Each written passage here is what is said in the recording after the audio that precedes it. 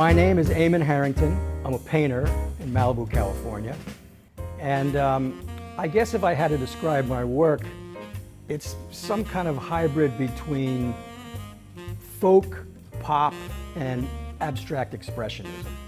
But like most painters, I really try to avoid categorizing it. You know, I wasn't always a painter. I used to direct documentaries and television shows, but one night, one of my daughters, Maggie, my youngest daughter, went to bed, and she's a working artist, and she had a canvas laying around the house. So I was curious, like, what does it feel like to push the paint around? So I did that night, and I've painted every single day since then, and that was 15 years ago. I think as a painter, you hope that you don't fall into one bracket when you work, but inevitably, there are certain categories that I kind of revisit more often than not. I suppose the two categories that are most popular for me, the first would be text-based. I do a lot of text-based painting, meaning I put words in the paintings. Years ago, I thought I was going to be a writer. I always loved words, you know, and the usage of words.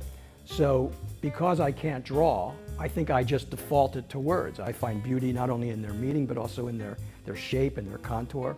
So I put lots of words in the paintings. I had a friend back in the day say to me, "You're hiding behind your words." I said, "What do you mean?" And she said, "Well, the backgrounds of these paintings are really interesting and, you know, nice to look at. Why don't you just let the paintings be the paintings and forget about the words?" And so I took that note, I stopped using the words, and I just let the abstract backgrounds be their own work. And I found that I was enjoying that stuff as much as the text-based stuff. So those two categories are probably the most frequently visited for me, the text-based and the abstract.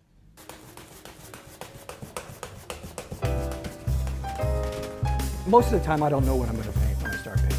I just begin to paint, and whatever that painting is going to be emerges over the course of the work. I think it's why I paint every day, because when I first started painting, because I didn't know what I was doing, I told myself I was never going to judge it. I'm not going to judge the work. I'm doing it for fun. I'm not doing it for any other reason. I'm not going to judge it. And for whatever reason, I never did, and I still don't. And I think that piece of the puzzle has allowed my own creative process when it comes to painting to, so far, not dry up.